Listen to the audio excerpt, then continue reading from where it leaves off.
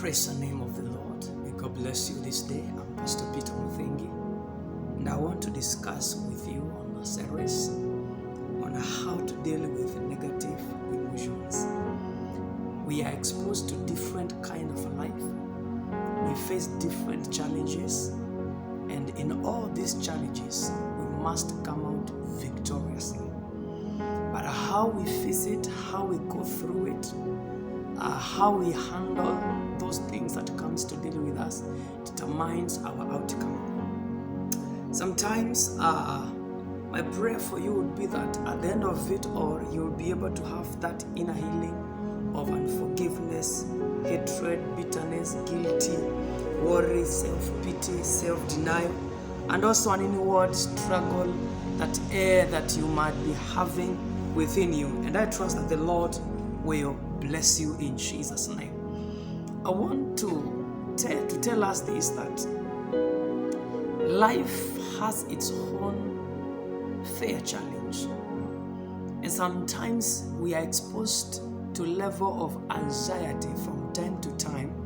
And sometimes this anxiety can bring out chronic diseases, can trigger hormonal stresses that can attack our brain, that can attack the frequency of headaches, dizziness, and depression. To that extent that even when nobody is stressing you, you are stressed. To the extent that you have nothing to be sad about, but you're still sad. To the extent that you feel unhappy with things that doesn't bother you. Why? Because a level of anxiety, if it's not attended, it can trigger stress hormones just within self-mechanism, how God created your body to be like. So, and sometimes you find yourself exposed to these things and you truly don't know how to cope with it. Your mind is always struggling with the issues, with the people, with the responsibilities, with work, and all type of things that you may want to achieve. It's simply because those things have affected your emotions and you're not able to cope with those things. Hear this, please. Some of these problems that people face in life is because in a certain level of life, they really faced emotional breakdown, leading to cause them to feel inability to face and carry themselves with dignity. And I want to start by saying this: how you deal with your emotions determines the kind of a person you have become.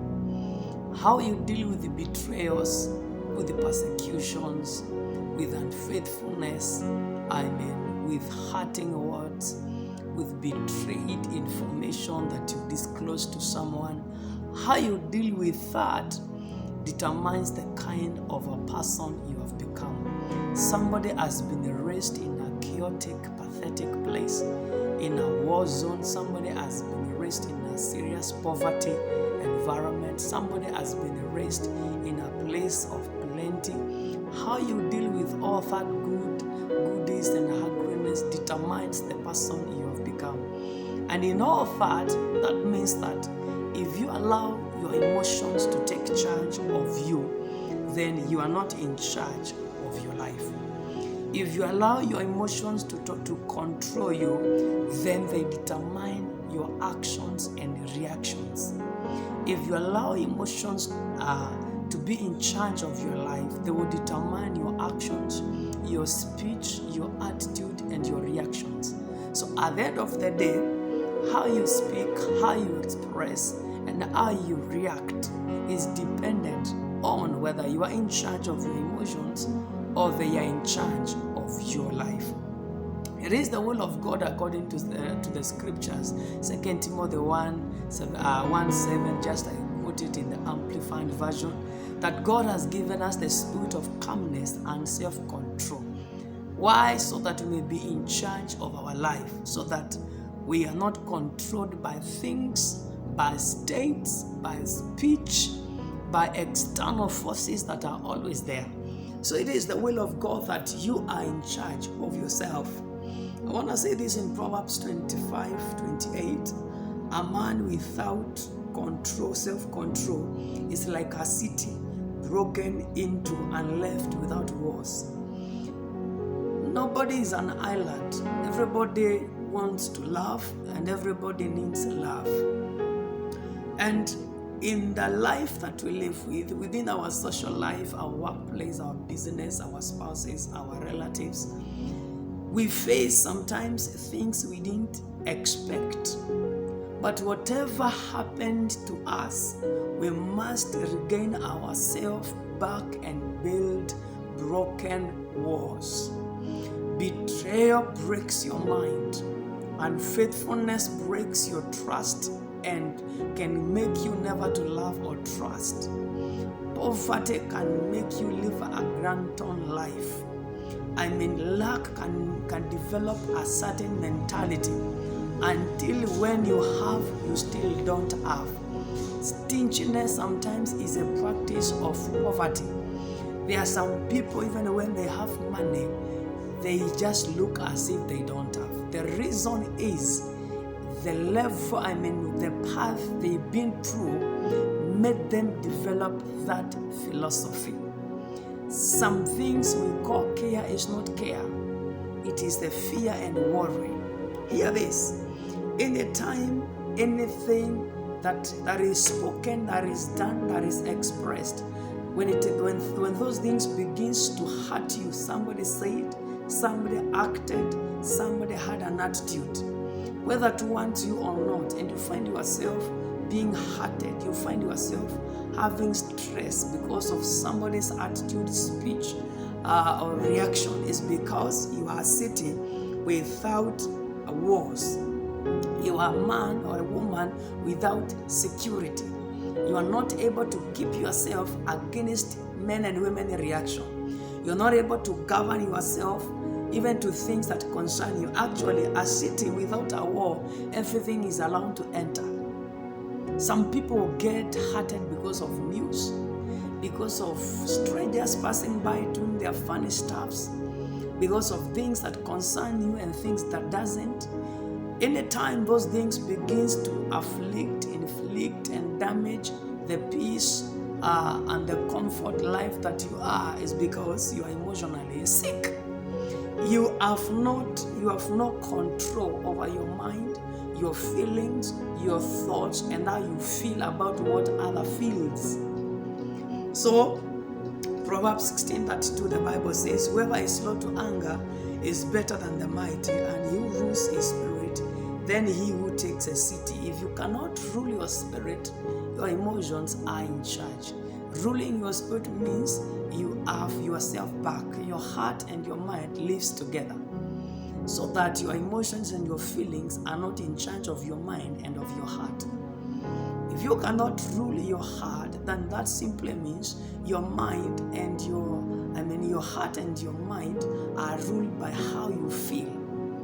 So the origin of your decisions and your mind is not from a psychological point of view, but they are governed by how you feel and how your emotions react because of the matter. Anything that occupies space should not be your stress, should not be part of your concern. So what are these things, some of the few emotions that makes people lose themselves? Self-pity, guilty, anger, resentment, self-hatred, depression, fear, bitterness, and such stuff. Those are some of the things that comes to an individual to disqualify the qualities to face good life in the right way. So, and I believe that by the working might of the Spirit, the Lord will help you to release these things, and the Lord will be able to give you capacity to overcome. So anytime you find yourself bothered by things that doesn't concern you, and things that concerns you, is because something else has taken over your emotions. I want to stop here by saying this. When you are emotionally unstable and you do not treat your emotions or attend them, then you feel as if you have lost everything in your life. Your thoughts, your feelings, and the ability to manage responsibilities, they become sick until keeping yourself becomes an issue. Taking your daily responsibilities becomes a burden. Taking charge of what you think becomes an issue. Why? Because emotionally you are sick. Just let me give you one concept of what it means to have an emotional stability. Number one is that emotional stability is the capacity to maintain one's emotional balance under stressful circumstance. It is normal to be exposed to danger. It is normal to be exposed to gossip. It is normal to be exposed to betrayal. It is normal sometimes to face an unfaithful partner simply because you're not careful in choosing. Sometimes it's normal to find people mistreating you, misinterpreting you, misconceiving you, misrepresenting you. But if you have no capacity to carry that, it simply means emotionally you are sick. Because emotional balance gives you the capacity to cope under stressful circumstances. Some people are bossy, some spouses are manipulative, some of your relatives are so bothering and interfering with your life. Some people actually are sent by the devil just to make sure that you collapse. But you need to regain your emotions, that what comes externally, you have a mechanism to cope, not to defend. Anytime you go to the defensive life, is because your emotions are controlling you. Defensive life is a sign of a person that is sick emotionally. And God does not want you to live a sickly life. Somebody says, you react with an outburst. Somebody corrects you, you burst with anger.